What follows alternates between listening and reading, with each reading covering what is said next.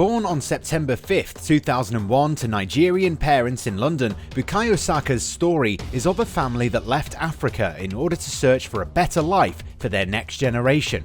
Saka's family hails from the Yoruba tribe of southwest Nigeria, and the youngster could have represented the country of his forefathers. However, growing up in a lower middle class family of Nigerian migrants in London, the youngster would decide to play for England.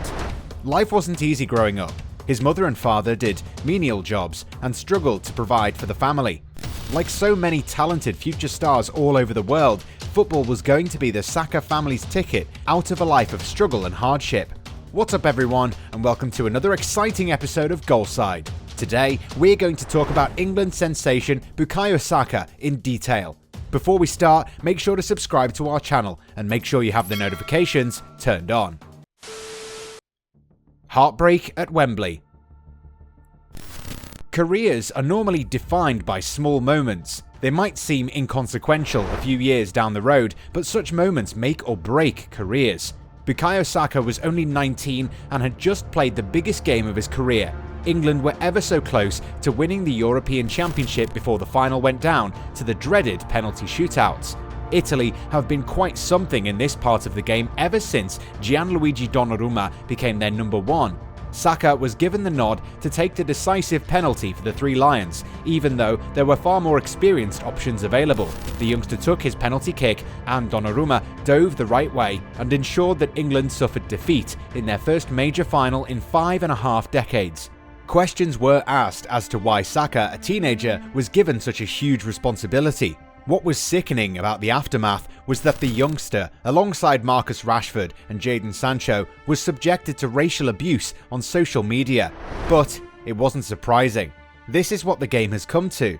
A player doesn't do what's expected of them, and a few idiots go on and call them all sorts of disgusting names. Social media giants haven't done much to counter these kind of individuals, which means that many of these athletes, especially the younger ones, are in a very vulnerable position. We're sure that the Arsenal manager Mikel Arteta will do everything in his power to protect the highly talented forward. You don't kick someone when they're down, and you sure as hell don't do that if the other person is a teenager whose life has only just started. And you certainly don't bring up protected characteristics like race and gender. Climbing out of adversity. But then again, Saka would never have been playing in the Premier League or starting his country's biggest ever game in decades if he wasn't mentally strong. On top of that, he came from a family that had to deal with adversity and came out of that unscathed. Saka's talent was too good for the Arsenal coaches to ignore, and he was given a placement at the club's Hale End Academy, playing under his idol and legendary forward Freddie Ljungberg.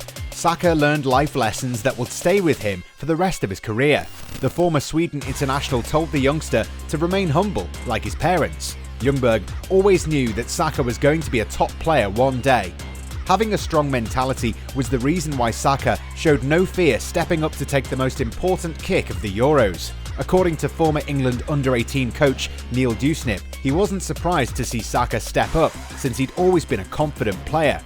To achieve the heights that he has already achieved by 19 years of age in our national sport takes some doing. Without that inner self-confidence, it would be almost impossible to do that, he says.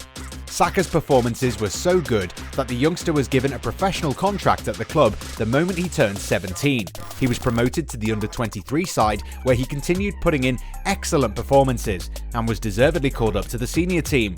Getting minutes in the senior team was never going to be an easy task, with the likes of Alex Iwobi and Aaron Ramsey enjoying starting spots under Unai Emery. However, the turning point came in the 2018-19 Europa League final against Chelsea, where Saka was given a shot and left a lasting impression despite his team's defeat. By the end of that season, Aaron Ramsey had joined Juventus, while Iwobi was sold to Everton. This meant that the pathway to the starting spot was there for the taking. And with the Gunners not looking to make any major signings, it was all on Saka to stake a place in the starting 11. Rising to the occasion.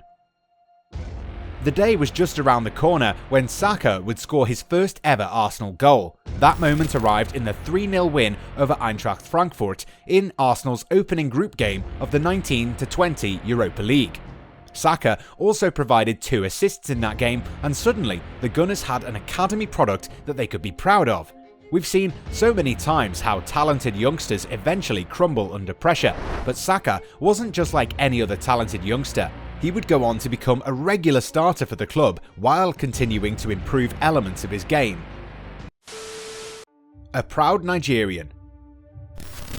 While he decided to play for England at senior level, Saka has never forgotten his roots and is proud of his ancestry. And while he's helped his immediate and extended family to enjoy a more financially hassle-free life, the Saka clan has made conscious efforts to not seek out public recognition by virtue of Bukayo's success. This is why you might never have heard about any controversies with Saka's name involved in them. While the likes of Phil Foden and Mason Greenwood have attracted controversy, Saka has remained far more grounded and prefers to stay within himself. Scouting Saka. Okay, so now that we've talked about him as a person, let's have a discussion about his abilities, strengths, and areas that he can improve in. Preferred position. So Saka has played a variety of roles in the early stages of his career. He's played as a wing-back, he's even operated on the left side of midfield, but the youngster is very much a winger who seems to do well on either flank. Style of play. Saka is a player who likes to dribble. Having great close control and a low centre of gravity allows the youngster to make fast, surging runs deep into enemy territory. His quick feet further make sure that defenders find it hard to get him off the ball. This is why the youngster gets fouled quite often. Now throw in his ability to cut inside, and Saka can be quite a devastating player. Normally, when cutting inside, Saka likes to play quick short passes that will really serve him well in a team that likes to play this brand of football. While he isn't a physically imposing presence, Saka tends to get very tight on his man and offers them no space to have a go at him. His great anticipation further allows him to capitalise on a poor touch and win the ball back. This is perhaps why he's done quite well as a left wing back whenever needed. These kinds of players can add an extra layer to a team's defence to offense transition. Arteta normally deploys Saka on the left alongside Pierre-Emerick Aubameyang. The Gabon international doesn't provide Saka a lot of cover, which means that Saka's pace is crucial in the defensive phase of the game. His ability to make surging runs down the flank means that he can help his team unlock sides that defend in low blocks. Future outlook. Bukayo Saka has everything you need in a player. He's got great mentality, confidence in his own abilities, he's a great dribbler, and he loves to play the game the right way. This is why Arsenal would be so eager to hold on to him for a long time. Unfortunately, the Gunners might struggle to do that if they continue to underwhelm every season. The Londoners haven't been in the Champions League for a long time, and they're already going through a turbulent period. However, at the age of 19, Saka is in the right place, where he'll be given enough chances to continue to develop and he'll only get better. Unfortunately though, the youngster would like to win trophies, and if he doesn't get that at the Emirates, he might consider going to a club that competes for top honours. Saka's playing style does seem to be perfect for Pep Guardiola's Man City. In the past, the reigning English champions have already raided the Gunners. The likes of Samir Nasri, Emmanuel Adebayor and Bakary Sagna left the Emirates for the Etihad and won a lot of silverware. Arsenal fans will be hoping that history doesn't repeat itself, so the onus is on the club to convince Saka that he's at the right place, at a place where his ambitions will eventually be met. But will that actually happen? Time will tell.